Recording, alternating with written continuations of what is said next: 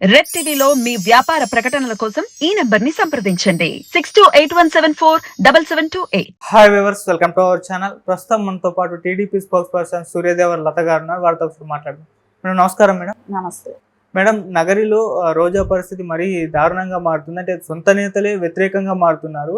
So మనం చూసుకుంటే కొంతమంది నేతలు, వైసీపీ నేతలు జగన్మోహన్ రెడ్డి గారి ప్యాలెస్కి వెళ్ళి ఆయన్ని కలిసి ఈమె గురించి చెప్దామని ఆలోచించారు. కానీ జగన్మోహన్ రెడ్డి వీళ్ళకి అపాయింట్మెంట్ ఇవ్వలేదు. రోజంతా వాళ్ళని వెయిట్ చేయించి అలాగే ఉంచారు.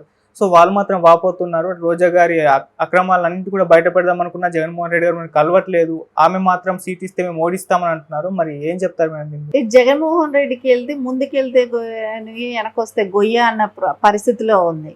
సో ప్రతి చోట కూడా ఆయనకి ఎక్కడ కూడా నాయకులు కానీ కార్యకర్తలకి వాళ్ళకి సరైన అటాచ్మెంట్స్ లేదు. వాళ్ళందరూ ప్రాబ్లమ్స్లోనే ఉన్నారు. సో అది రోజా విషయానికి వస్తే, రోజా విషయం ఎప్పటి నుంచో నడుస్తుంది.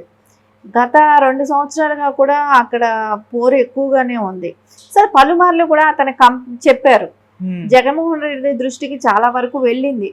కాకపోతే రోజాకి సీట్ ఇస్తారో ఇవ్వరో అనే ఒక డైనమాలో ఉన్నారు. వేరే వాళ్ళకి సీట్ ఇచ్చే అవకాశం ఉందనుకున్నారు. సరే ఈ పార్టీ ఉన్న పరిస్థితిలో డెవలప్ చేయలేని ఏపీలో 3 రాజధానులన్న ఏపీ ప్రజల దృష్టిలో అలా ఉండేటప్పటికి అక్కడ సీట్ అడిగేవాడు కూడా కరువయ్యారు. సో ఈవిడ మినిస్టర్గా ఉంది కదా, మళ్ళీ ఈవిడికే కట్టబెట్టారు. సో అక్కడ ఉన్న క్యాడర్ కనిపించింది, ఈవిడితో కలిసి పని చేయలేమనే ఒక డెసిషన్లో వాళ్ళందరూ ఉన్నారు. సో అది ఎన్నిసార్లు చెప్పినా జగన్మోహన్ రెడ్డికి ఇంకా అక్కడికి వేరే వాళ్ళు సీట్ అడిగే ఆస్కారం లేదు. కాబట్టి సరే ఈవిడ్ని ఎలా అయినా పర్లేదులే అని చెప్పినట్టు ఈవిడికి సీట్ ఇవ్వటం జరిగింది. సో అక్కడ వాళ్ళందరూ వ్యతిరేకత, 5 మండలాలు వాళ్ళందరూ కూడా వ్యతిరేకంగా ఉన్నారు. అక్కడ ఇప్పుడు శ్రీశైలం బోర్డు చైర్మన్ అతను కూడా వచ్చాడంట. సరే ఇట్లా కొంతమంది నాయకులు చెప్పుకునే దగ్గ అక్కడ నగిరి నియోజకవర్గం అలాంటి నాయకులు అందరూ పెద్ద నాయకులే అందరూ వచ్చి కలిశారు. కలవటానికి రమ్మని చెప్పారు, కలుస్తానని చెప్పారు, రమ్మన్నారు. రోజా గారితో కూర్చోపెట్టి మాట్లాడిస్తాను అని అన్నారంట. కానీ ఆఖరికి ఏమైంది, రోజా గారితో కూడా రేపు రమ్మన్నారంట. వీళ్ళు వచ్చి అంటే వీళ్ళు ఏమన్నారు, మేము మా ఒపీనియన్ చెప్పుకోవటానికి వచ్చాము కానీ మేము రోజా గారితో కూర్చోపెట్టి మాట్లాడించడానికి రాలేదనేది వాళ్ళు ఫస్ట్ స్టాండ్ తీసుకుంది. తర్వాత దాన్ని కూడా పెండింగ్ చేసి నెక్స్ట్ డే అనేటప్పటికి వాళ్ళ కోపంలో రిటర్న్ వెళ్ళిపోయారు. సో వాళ్ళకి ఇప్పుడు ఇదివరకు రోజా మీద ఒక్కటే కోపం ఉండేది, ఇప్పుడు వైఎస్ జగన్మోహన్ రెడ్డి మీద కూడా కోపం వచ్చింది. సో ఆయన మీద కూడా వ్యతిరేకత స్టార్ట్ అయ్యింది వాళ్ళకి. సో ఇప్పుడు వాళ్ళకి వేరే పార్టీకి మారటమే కానీ ఇంకా వేరే ఆస్కారం లేదు. వీళ్ళు తీసుకునేది ఏంటి, మా మీద షోకాజ్ నోటీసులు వాళ్ళు ఇవ్వటం ఏంటి, మేమే పార్టీకి మారుతామేమో అనే ఉద్దేశంతోనే వాళ్ళు మాట్లాడుతున్నారు. సో వాళ్ళు రోజాతో అయితే కలిసి పనిచేసే అవకాశం అయితే లేదనేదే వాళ్ళు గట్టిగా చెప్తున్నారు. సో ఇప్పటికైనా వైఎస్ఆర్సీపీకి మాట వింటారనేది కూడా ఎవరు నమ్మట్లేదు. ఈ రోజా గారు ఏంటంటే ప్రతి చోట కరప్షన్ అన్నమాట. అక్కడ తిరుమల దేవస్థానం అయినా సరే, అక్కడ దేవస్థానంలో ఈవిడ తీసుకెళ్లే భక్తుల్ని, సో అదొక డ్యూటీ అనమాట. నెలకి 2-3 సార్లు అయితే ఖచ్చితంగా వెళ్తారు. 50 మందిని ట్రిప్ తీసుకెళ్తుంది. 50 మందిని తీసుకెళ్ళి వాళ్ళ దగ్గర డబ్బులు వసూలు చేయటం, సో అక్కడ ఒక ప్రెస్ మీట్ పెట్టడం, రాజకీయాల గురించి మాట్లాడటం.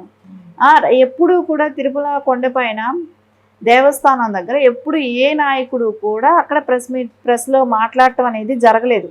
ఈ రాజకీయం గురించి ఎప్పుడు కూడా డిస్కషన్ జరగదు. అలాంటిది రోజా గారు ఒక్కటే అక్కడ వెళ్ళి దర్శనం చేసుకొని వస్తూ రోజు మాట్లాడటం అనేది ఆ ప్రెస్ దగ్గరే అక్కడే మాట్లాడుతుంటారు రాజకీయాల గురించి కూడా. ఇలా ప్రతి చోట కూడా ఆవిడకి వ్యతిరేకత అనేది బాగా ఉంది. అది ఈ ఎలక్షన్లో తెలిసిపోతుంది. ఆవిడైతే ఖచ్చితంగా ఓడిపోయే ఆస్కారాలు ఎక్కువ కనపడుతున్నాయి. అక్కడ అపోజిషన్ లీడరు గాలి ముద్దుకృష్ణ నాయుడు గారు ఉన్నారు, ఉండేవాళ్ళు. ఆయన చనిపోయిన తర్వాత వాళ్ళ అబ్బాయి భానుప్రకాష్ వచ్చింది. ఆయన కూడా ప్రజల్లో బాగా నిత్యం తిరుగుతున్నారు కాబట్టి ఆయనకి కూడా అవకాశం ఉంది, గెలిచే అవకాశం చాలా వరకు ఉంది. ఆయనే గెలుస్తారు కూడా. ప్రజలు కూడా చాలా హ్యాపీగా ఉన్నారు. వాళ్ళందరూ కూడా భానుప్రకాష్ బ్రహ్మరథం పడుతున్నారు. ఖచ్చితంగా ఈ ఎలక్షన్లో తెలుగుదేశం జెండానే అక్కడ రెపరెపలాడుతుంది అనేది ఘంటాపదంగా చెప్పగలుగుతాం. ఎందుకంటే రోజా మీద ఉన్న ఆవిడేం పెద్ద మెజారిటీతో గెలిచిన ఆవిడ కాదు.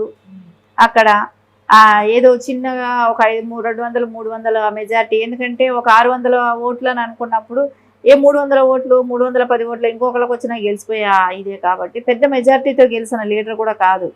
కాకపోతే ఆవిడ ఏంటంటే ప్రతిసారి కూడా అక్కడ నేను ఒక బీసీ కావాలనుకున్నప్పుడు బీసీ కార్డు వాడుతుంది, నేను మళ్ళీ ఓసీ రెడ్డి అనుకున్నప్పుడు రెడ్డి కార్డు వాడుకుంటూ అక్కడ లోకల్లో ఏ చిన్న పోస్టులకైనా వాళ్ళందరి దగ్గర డబ్బులు కలెక్ట్ చేయటము, అక్కడ క్వారీల దగ్గర డబ్బులు తీసుకోవటం, ఇంకా ప్రతి దానిలోనూ దందానే, ప్రతి దానిలోనూ ఆవిడకి ఇది ఆ రోడ్లు వేసే చోట కాడ నుంచి ప్రతి చోట చేయటం బాగా సంపాదించారు.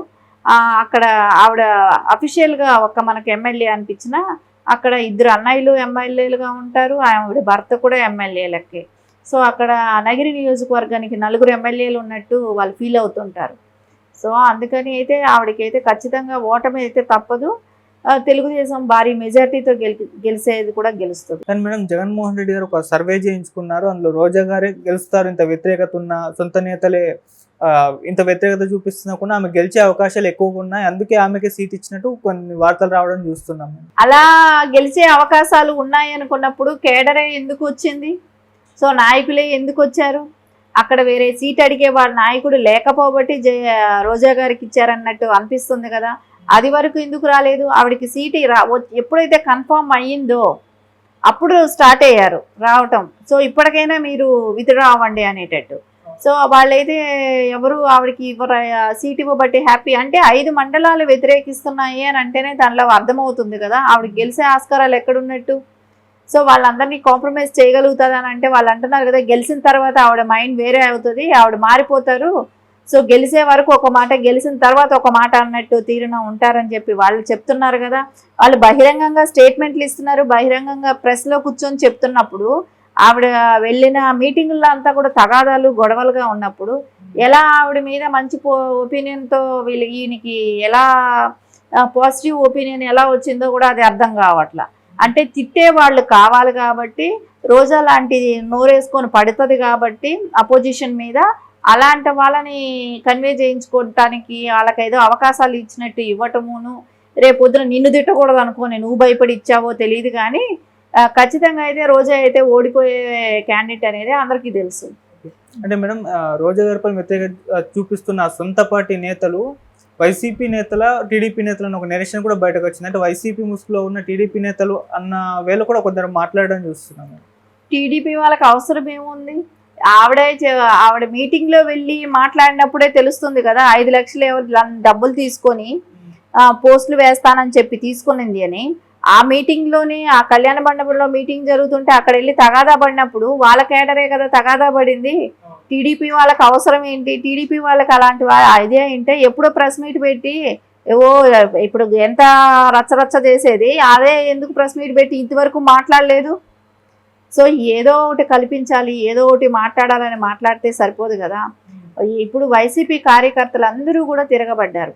5 మండలాలంటేను ఇంకా మీరు ఆలోచించండి ఏ రకంగా వాళ్ళకి తలనొప్పి స్టార్ట్ అయిందనేది. ఓకే, అంటే ఇప్పుడు రోజా ఓటమికి సొంత పార్టీ నేతలే కారణం అవుతారు అనుకోవచ్చా?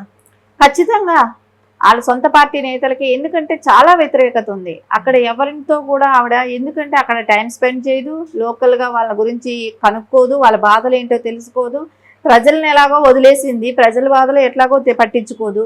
సో ఆఖరికి కేడర్ కూడా పట్టించుకోలేదు. కేడర్ కూడా పట్టించుకున్నప్పుడు వాళ్ళకి అనిపిస్తుంది కదా మనం ఇంత కష్టపడి పనిచేసినప్పుడు మనల్ని పట్టించుకునే నాయకులతో మనం ఎందుకు పనిచేయాలనేది. ఖచ్చితంగా ఆవిడనైతే ఓడించడమే వాళ్ళ ప్రథమ ధ్యేయంగా పనిచేస్తారు, అపోజిషన్ పార్టీకి హెల్ప్ చేస్తారని అనుకుంటున్నాను.